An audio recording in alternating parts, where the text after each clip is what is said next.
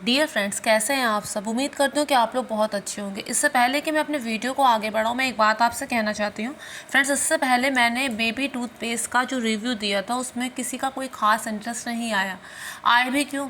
अगर मैं किसी क्रीम पाउडर पर रिव्यू देती तो सब लोग उसे भर भर के देखते, क्योंकि वो बेबी टूथपेस्ट के ऊपर था तो किसे ज़रूरत पड़ी है, कौन ध्यान देना चाहता है। ये सब चीज़ें मैं अपने मन से नहीं कह रही हूँ। कई बार ऐसा मैंने देखा है कि लेडीज़ बहुत ही सेल्फ सेंटर्ड होती हैं, वो खुद पर ज़्यादा फोकस करती हैं और बच्चों पे कम करती हैं।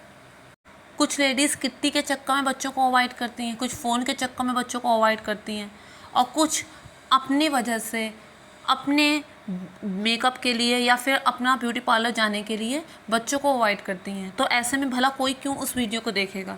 तो फ़िलहाल मैं बात को आगे बढ़ाती हूँ और मैं बात करने जा रही हूँ काकुडा की। आप ये जो काकुडा है, इस मूवी में खास क्या है फ्रेंड्स? दो बातें होती हैं। पहला, कुछ लोग मानते हैं कि भूत प्रेत होते हैं, तो कुछ लोग कहते हैं कि नहीं, ये सिर्फ एक अंधविश्वास है। फ्रेंड्स, जैसे अच्छी ऊर्जा होती है वैसे भी एक नकारात्मक ऊर्जा भी होती है। जैसे ईश्वर है वैसे ही भूत प्रेत भी होते हैं। अब जो लोग इस पर स्टडी करते हैं, बाकायदा उनकी एक छोटी सी डिवाइस होती है जो भूतों की फ्रिक्वेंसी को ह्यूमन लैंग्वेज में कन्वर्ट करती है। गौरव तिवारी इसका एक एग्जाम्पल थे, मुझे सही से ठीक से याद नहीं है, लेकिन मैंने जाना था कि जो उनकी जो मौत थी वो भी बहुत ही मिस्टीरियस थी। उन्होंने भी इस बारे में बहुत ज़्यादा स्टडी की थी, उनके बहुत ज़्यादा इंटरव्यू आया करते थे, लेकिन उनकी मौत भी एक मिस्टीरियस ही साबित हुई, एक मिस्ट्री, एक रहस्य साबित हुई कि कैसे हुआ, क्यों हुआ, ये किसी को भी पता नहीं चला। हाँ, लेकिन मरने से पहले उन्होंने एक बात कही थी कि कुछ नकारात्मक ऊर्जाएं हैं, कुछ भूत प्रेत आत्माएं हैं जो उन्हें परेशान कर रही हैं और उन पर हावी होने की कोशिश कर रही हैं।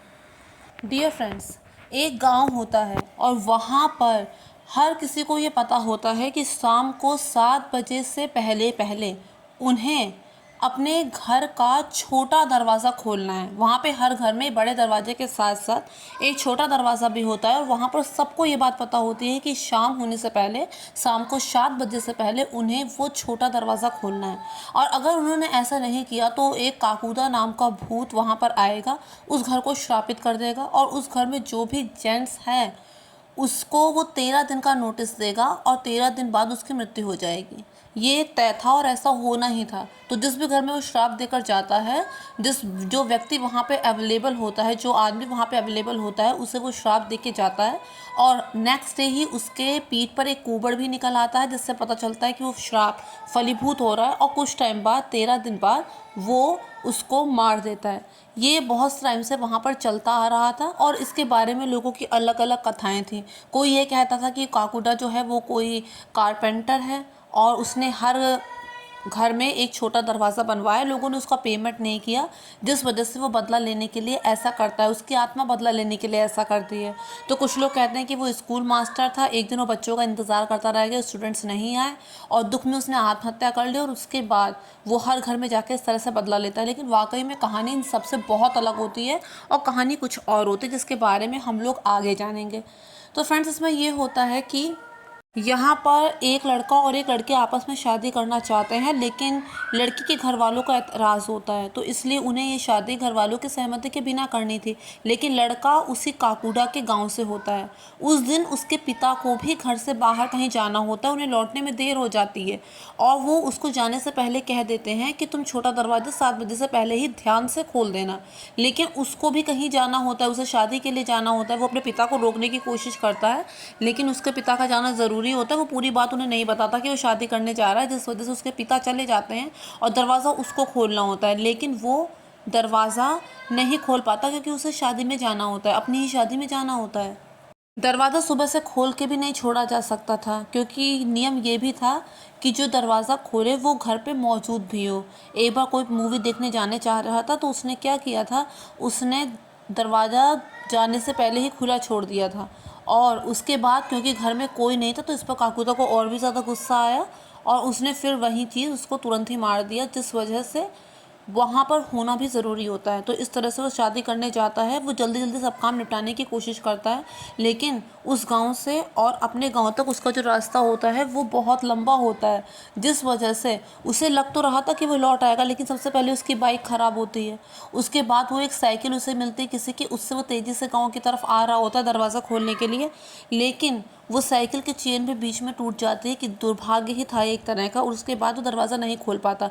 बड़ा दरवाज़ा खोल देता, लेकिन जिससे पहले कि छोटा दरवाज़ा खोलता तब तक 7:30 बज चुके थे। काकुटा आके उसे श्रापित कर देता है। अब फिर उसके घर में वही औरतें आती हैं, वही रोना धोना, खिलाई पिलाई शुरू हो जाती है। जो 13 दिन बाद होती है वो पहले से ही होनी शुरू हो जाती है कि अब इसका मरना तय है। उसके बाद वो अपनी बहू को तो वहीं छोड़ के आया होता है उसी के गाँव। वो अगले दिन जब आती है तो फिर उसे इस सब बातों का पता चलता है, तो वो इसे अंधविश्वास मानती है। वो उसे दिल्ली लेके जाती है, डॉक्टर के पास लेकर जाती है। डॉक्टर कहता है कुछ नहीं, ये मांस का जो उसको कुबड़ निकल आया है वो एक मांस का टुकड़ा है और ऑपरेशन के बाद सही हो जाएगा। तो उसके बाद डॉक्टर उस कुबड़ को ऑपरेशन से निकाल तो देता है, लेकिन अगले दिन वो कुबड़ वापस हो जाता है। तो वो ये बात जान जाते हैं कि ये जो कुछ भी है वो साइंस के बस की बात नहीं, उससे बाहर है। तभी सौभाग्यवश उसे एक गोस्ट हंटर मिलता है जिसका काम ही होता है भूत प्रेतों को पकड़ना, उन पर स्टडी करना। तो वो उसे मिलता है और वो उसे कहता है कि कुछ चीज़ों का जवाब साइंस के पास नहीं होता, और उसके बाद वो वहाँ से उसके गांव की तरफ को जाता है, उसके गांव जाता है। अब वहाँ उन्हें ये पता करना था कि आखिरकार में ये किसकी आत्मा है जो ये सब कर रही है। तो उसका पता करते करते वो डिवाइस जो भूत प्रेतों की फ्रिक्वेंसी को नोटिस करता था, उस डिवाइस के सहारे वो एक खेत तक पहुंचते हैं जो एक श्रापित खेत माना जाता है। वहाँ पर एक पुतला जो खेत में गाड़ा होता है, इसलिए ताकि वहाँ पर कीड़े, वहाँ पे पक्षियों को हटाने के लिए वो खेत में गाड़ा हुआ होता है। वो भी एज इट इज़ वहीं पर वैसा ही पड़ा होता है, क्योंकि उस खेत को लोग श्रापित मानते हैं, इसलिए कोई वहाँ आता जाता नहीं है। और जो भूत प्रेत और जो नकारात्मक ऊर्जा है ये उसी जगह पर आती है जहाँ पर कोई आता जाता ना हो। तो उस डिवाइस के सहारे वो उस खेत तक पहुँचता है, उस पुतले तक पहुँचता है, और उसके बाद वो आत्मा जो होती है वो क्षण भर के लिए उस गोस्ट हंटर के अंदर प्रवेश करती है, और उसके बाद वो कुछ कैनवास में ड्रॉ करता है। उस आत्मा की ही बात को वो कैनवास में ड्रा करता है। यही उसका तरीका होता है जानने का कि वो किसकी आत्मा है और वो ऐसा क्यों हो रहा है। और उसके बाद जब वो आत्मा उसके शरीर से हट जाती है तब उसे होश आता है। तो उसमें उसे दिखाई देता है कैनवास में एक कुआं है और 2 पक्षी हैं, एक कबूतर है, एक कौवा है, और पूर्णिमा की रात उसे नज़र आती है। अब उसे उसी क्लू के सहारे आगे बढ़ना था, पता लगाना था ये किसकी आत्मा है, क्योंकि उसे किसी भी तरह उस लड़की के हस्बैंड को बचाना था जिसे 13 दिन का नोटिस काकूदा दे के गया था। अब बहुत पता करने के बाद उसे पता चलता है कि यहाँ पर बहुत पहले एक पहलवान हुआ करता था, उसकी जो पुरानी हवेली है उसी के पास एक ऐसा कुआं था, वहीं पर एक ऐसा कुआं था। तो वो पता करते करते और अपने उस डिवाइस को यूज़ करते करते वहाँ तक पहुँचता है। उसके बाद उसका डिवाइस उसे बताता है कि हाँ यहाँ पे कोई नकारात्मक ऊर्जा है। उसे वहाँ पर ऐसा लगता है कि इस ज़मीन के नीचे कुछ है, क्योंकि उसका डिवाइस जो था वो वहीं पर आकर इस बात को बता रहा था कि यहाँ कोई दूसरी ऊर्जा भी है।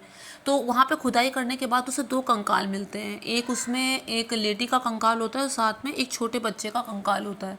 तो उस कंकाल को जब वो देखता है तभी वहाँ पर, इससे पहले कि वो उस कंकाल को जलाते ताकि जिसकी भी आत्मा है वो मुक्ति पा जाए, वहाँ पर काकूदा आ जाता है, जिस वजह से उनको वहाँ से जाना पड़ता है।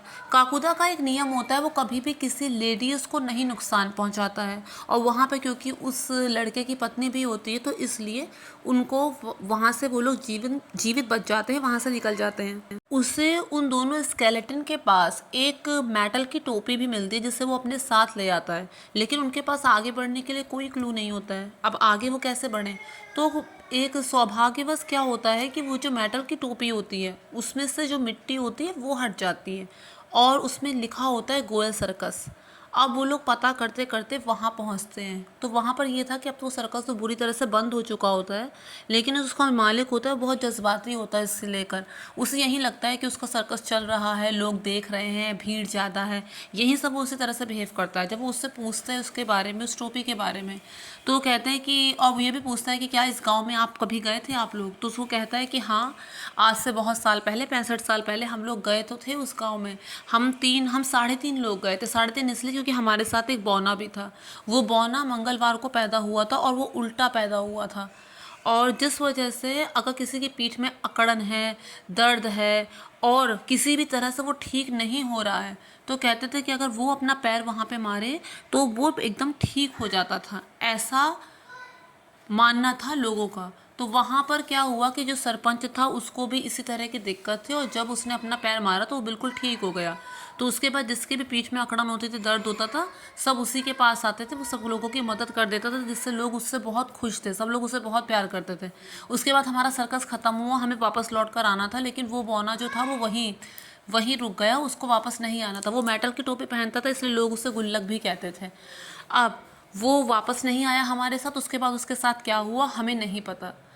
अब इसके बाद वो लोग वापस आते हैं।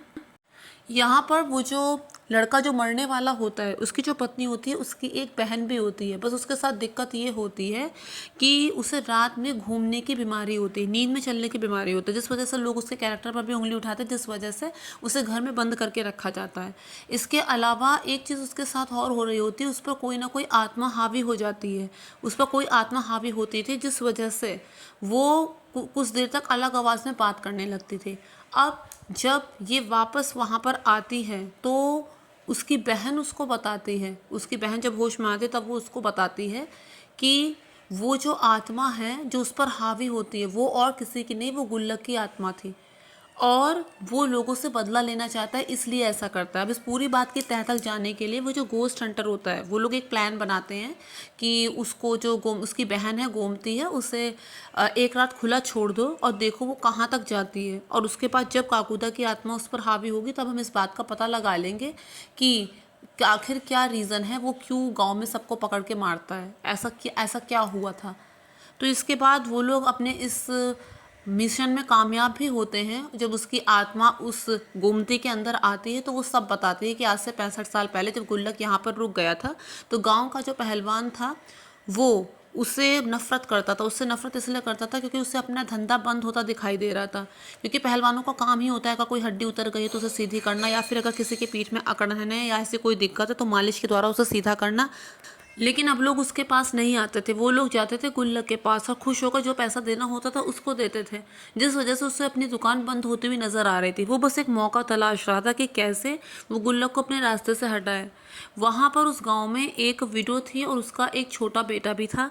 क्योंकि वो विडो थी इसलिए उसके घर में कोई आता जाता नहीं था। उससे गुल्लक को काफ़ी हमदर्दी थी उस विडो से, और कहीं ना कहीं वो उसको प्यार भी करने लगा था। एक दिन की बात है, उसका छोटा बेटा गुल्लक के पास आता है और उससे कहता है कि उसकी माँ की पीठ में बहुत भयानक दर्द है, वो दर्द से तड़प रही है, तुम अगर अपना पैर वहाँ पे लगा दोगे तो ऐसा करने से वो ठीक हो जाएगी। वो कहता है कि एक तो मैं इतनी रात को किसी के घर जाता नहीं हूँ, और दूसरी बात यह है मैं औरतों को पैर नहीं लगाता हूँ, ये मेरे नियम के खिलाफ है। वो उससे बहुत रिक्वेस्ट करता है, तो उस बच्चे की बात मानकर गुल्लक उसके साथ चला जाता है। इसी बात का फ़ायदा उठाकर वो जग्गू पहलवान अपने आदमियों के साथ वहाँ पर आता है। वो गुल्लक को बहुत मारता है और वो उसे जान से मारना चाहता है, इसलिए उसके आदमी उसके पीछे लगे होते हैं, उसके पीछे भाग रहे होते हैं। गांव में उसने सबकी मदद की थी, सबके दर्द को दुख को दूर किया था, उसके बावजूद उसके बार बार खटखटाने पर भी एक भी आदमी दरवाज़ा नहीं खोलता है उस पहलवान के डर के मारे। और वो दरवाज़ा खटखटा के भागते भागते घायल अवस्था में उसी खेत पे चला जाता है, और उसी खेत में जाके वो पुतले के पास जाके छिप जाता है। उस पहलवान को वो मिलता तो नहीं, लेकिन उस समय तक वो इतना जख्मी हो चुका था कि एकदम ही टूटा फूटा ऐसी हालत में था कि वो 13 घंटे तक तड़पता तड़पता वहाँ पे मर जाता है। यही वजह है कि वो जो छोटा दरवाज़ा था वो नन्हे गुल्लक के लिए था, कि वो दरवाज़ा वो शाम को 7 बजे लोगों को खोलना होता था ताकि गुल्लक अंदर आ सके। वही बात उसके दिमाग में भरी हुई थी, और खाली उसे इतना ही नहीं चाहिए तो उसे इज्जत भी चाहिए थी कि जब 7 बजे वो आए तो उसे छोटा दरवाज़ा खुला हुआ मिले। और उसमें अगर ऐसा नहीं होता था तो उसमें जो भी आदमी होता था वो उसे 13 दिन का श्राप देता था और उसके बाद उसे मार डालता था, क्योंकि वो 13 घंटे तड़पा था, तो इसलिए हर घंटे के हिसाब से एक दिन। अब ये पूरी बात पता चल चुकी होती है, अब इससे निजात कैसे पाई जाए। लोग ये मानते, जो गोस्ट हंटर होता है उसके दिमाग में ये बात आती है कि जो गुल्लक की सारी ताकत थी उसके पैर में थी, वही पैर मार के वो लोगों को ठीक करता था, कि जब उसकी आत्मा आए, वो अपनी प्रेत अवस्था में आए, तो उस समय अगर हम उसका पैर काट दें, उसके पैर पे वार करें, तो उसकी आत्मा को शांति मिल सकती है। गोमती के शरीर में वो इसलिए प्रवेश करता था क्योंकि गोमती रात में घूमती फिरती रहती थी और रात में काकुडा भी निकलता था। उसको जैसे गंगा से लगाव था, क्योंकि गंगा ही उसका दर्द समझती थी पूरे गांव में। तो जैसे उसे गंगा से लगाव था, वैसे ही उसे गोमती से भी वो उसे लगाव सा हो गया था कि शायद ये मेरा दर्द समझती है, जिस वजह से उसकी आत्मा उसमें प्रवेश करते थे। अब उसे पकड़ने के लिए उन्होंने क्या प्लान बनाया कि जिस घर में कोई जेंट्स ना हो, उस घर में जो छोटा दरवाज़ा है उसे तोड़ दिया जाए। अगर ऐसा होगा तो गुस्से के मारे तेज़ी से वो अंदर आएगा, और जब वो अंदर आएगा उस समय पे हम उसका पैर काट देंगे, जिससे उसकी आत्मा को मुक्ति मिल जाएगी। तो ऐसा ही उन लोगों ने किया, लेकिन तभी उसकी आत्मा गोमती में प्रवेश कर लेती है। अब जब गोमती में उसकी आत्मा प्रवेश कर लेती तो वो गोमती का पैर तो नहीं काट सकता था, जिस वजह से उसमें और काकुटा में बहुत झड़प होती है।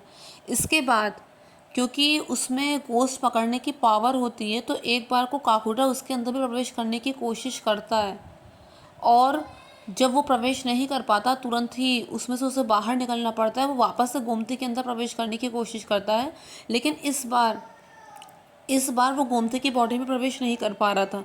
उसे कन्फ्यूज़न सा हो गया था। ऐसा इसलिए हुआ था क्योंकि वो गोमती नहीं थी, गोमती के भेष में उसकी जुड़वा बहन थी, उसी आदमी की पत्नी, जिस वजह से वो उसके शरीर में प्रवेश नहीं कर पाता है। और इसी में वो जो गोस्ट हंटर होता है उसकी पैर को काट देता है। जब वो उसके पैर को काट देता है तो उसकी आत्मा को मुक्ति मिल जाती है। और उसके बाद जो स्केलेटन था गंगा का और उसके बेटे का, जिसे उसी पहलवान ने मारा था क्योंकि उन्होंने गुल्लक को बचाने की कोशिश की थी, तो उनको वो लोग जला देते हैं, तो उससे उनकी आत्मा को भी मुक्ति मिल जाती है। अब इस तरह से यहाँ पर ये कहानी ख़त्म हो जाती है। फ्रेंड्स, कहते हैं कि जिस पर बीतती है वही बता सकता है। ये भूत प्रेत आत्माएं सच में होती हैं, लेकिन ये बात भी सच है कि इनसे डरना नहीं चाहिए। जिस चीज़ के बारे में हम जितना ज़्यादा सोचेंगे, वो चीज़, जिस चीज़ को हम जितनी ज़्यादा तवज्जो देंगे, जिस किसी को भी हम बहुत ज़्यादा तवज्जो देंगे, तो वही हमारे दिमाग पे हावी होने का प्रयास करेगा। तो इसलिए इन लोगों को बहुत ज़्यादा तवज्जो भी नहीं देनी चाहिए और इस बारे में बहुत ज़्यादा अध्ययन स्टडी भी नहीं करना चाहिए। नहीं तो फिर जो चीज़ हम अपने दिमाग में बनाते हैं, दिमाग चारों तरफ हमें वही चीज़ दिखाता है, और उसके बाद कुछ लोग शायद इसी को भूत बाधा कहते हैं। तो इसलिए इन चीज़ों को मानना चाहिए, लेकिन इनको बहुत ज़्यादा, इनके पीछे नहीं पड़ना चाहिए, इन पर बहुत ज़्यादा हावी नहीं होना चाहिए। कोई भी काम एक दायरे पे रह के करना चाहिए। जैसे कि अब अगर पता है कि कोई जगह हॉन्टेड है, यहाँ तक कि सरकार ने भी कई जगहों पर ऐसे बोर्ड लगा दिए हैं कि शाम सूर्यास्त होने के बाद वहाँ कोई ना जाए, लेकिन उसके बावजूद लोग वहाँ पे एडवेंचर के तौर पे कि सचमुच में कुछ है या नहीं जाते हैं और हादसों के शिकार होते हैं। तो जिस चीज़ में कुदरत ने पर्दा लगाया है उसे जानना ही क्यों है। तो इसी के साथ मैं अपना वीडियो यहाँ पर स्टॉप करती हूँ, और साथ ही आप लोगों से रिक्वेस्ट भी करती हूँ कि अगर आप लोगों के कोई सजेशन है तो मुझे कमेंट बॉक्स में लिख कर बताइए, ताकि आगे आने वाले वीडियोस भी उसी से रिलेटेड बन सकें। फ्रेंड्स, इसमें मुझे जो जो इंपॉर्टेंट चीज़ें लगी मैंने वही बताई। इसके अलावा उनकी क्या लव स्टोरी चल रही थी उन पति पत्नी की, उस बारे में मैंने यहाँ पर डिस्कस नहीं किया, उसकी बताने की ज़रूरत ही नहीं है। यहाँ पर जो मेन पॉइंट था वो था काकुदा का, और वो मैंने यहाँ पर एक्सप्लेन करने की कोशिश की है। Thank you friends, thank you so much.